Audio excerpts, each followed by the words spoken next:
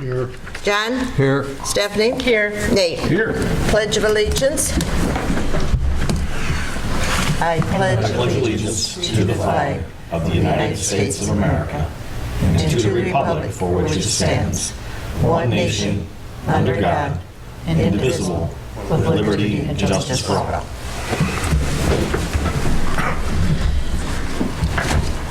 Okay, consent agenda. Any additions, corrections? Nope. Motion to approve? A motion, do we have a second? Second. Motion and second. Doug? Aye. John? Aye. Stephanie? Aye. Nate? Aye.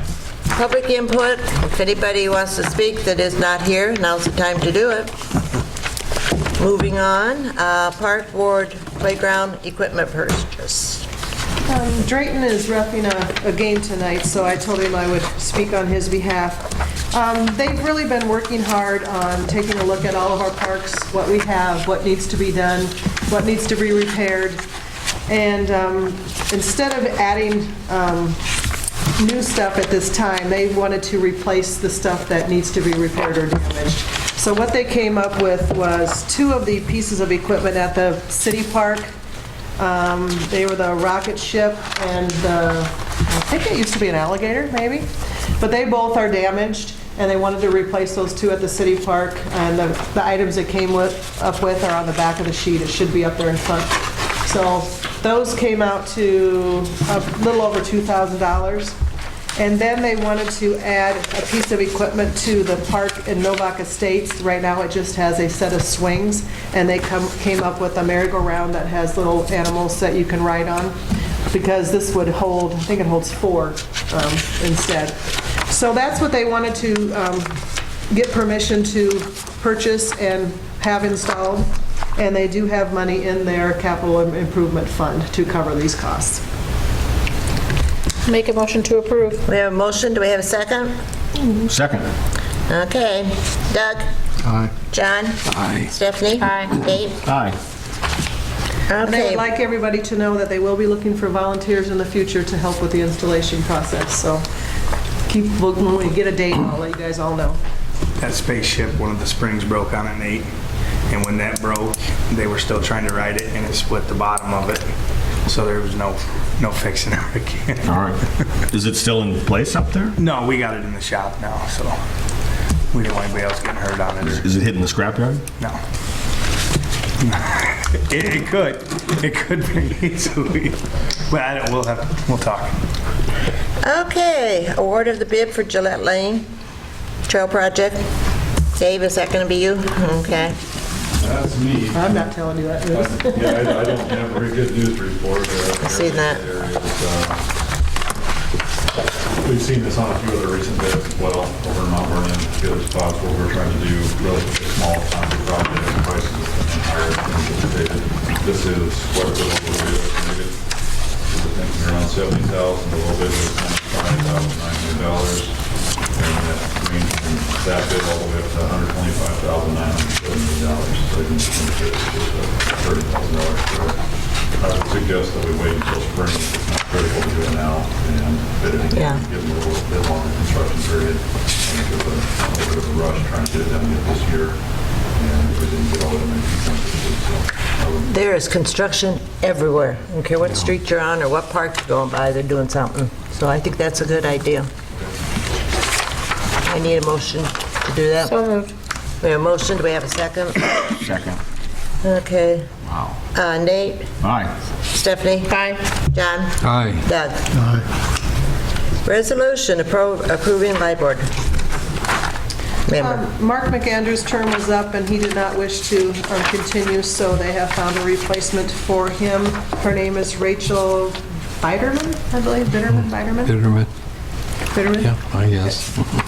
And they would like you guys to appoint her to the position. Okay. Need a motion to appoint Rachel. So moved. We have a motion, do we have a second? Second. Okay, Nate? Aye. Stephanie? Aye. John? Aye. Doug? Aye. New business? Nothing. Correspondence? The only correspondence I had was the monthly report for the solar panels.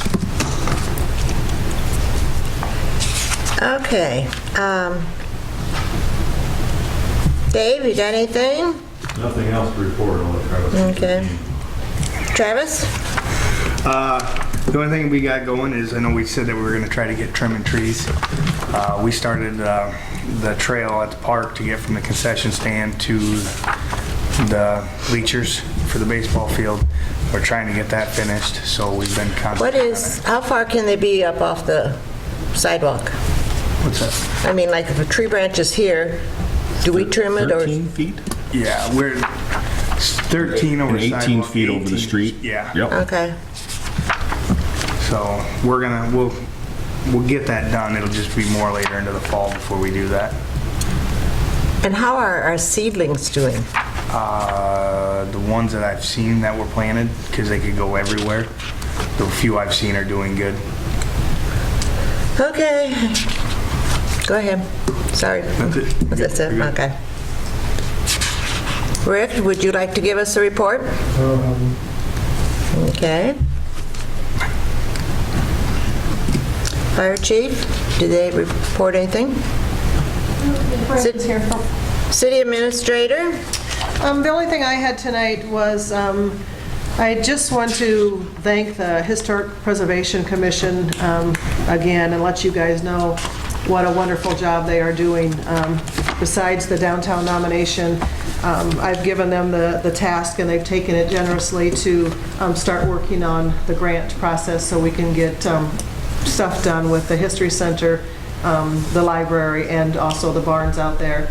So they took the information and ran, and they have submitted grant applications, and we've already got a response back on a lot of them will be approved, so then they'll hire somebody to come out and do an evaluation on all this. The History Center was just approved, and we're still working on the library and barns, so it looks like we're going to get that. But once we get that report, the grant will pay for the person who did the report, and then they'll give us an idea of what needs to be done and what it's going to cost to be done. So we might get that History Center wall done eventually. They've also submitted the National Register for Historic Places form, and Ann wanted me to update you guys on that. So she said our nomination is in its final form, was submitted to the State Historic Preservation Office on September 14th. The state will pass it along to the National Park Service along with their endorsement.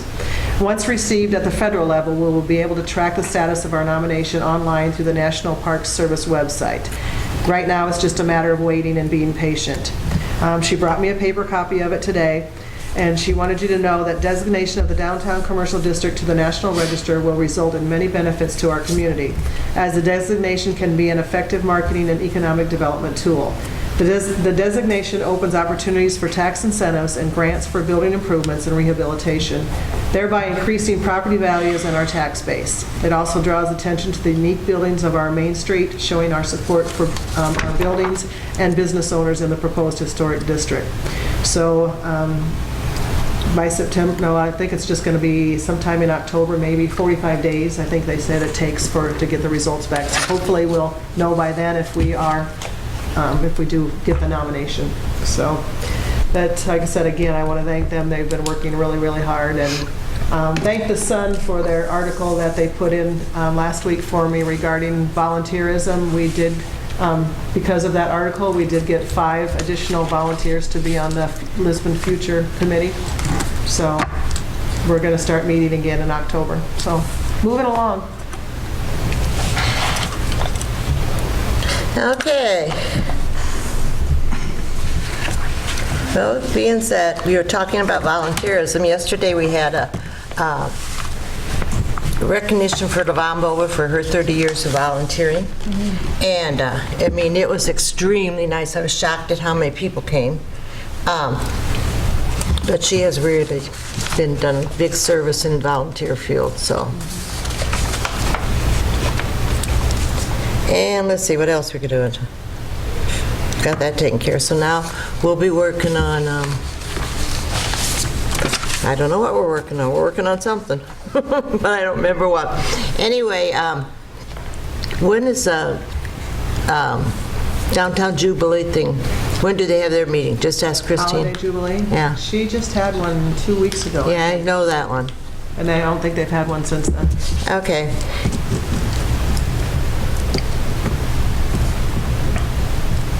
Okay, I think that's all I have. Okay, Nate, I don't have anything. Stephanie. I was just gonna say Southeast Lynn and the Park and Rec are teaming up to do Superhero Day at the park. It is October 13th from 11 to 1. It's basically to meet everyday superheroes. So there's gonna be police, firefighters, EMT. I assume that they'll probably have some of their toys there for the kids to look at.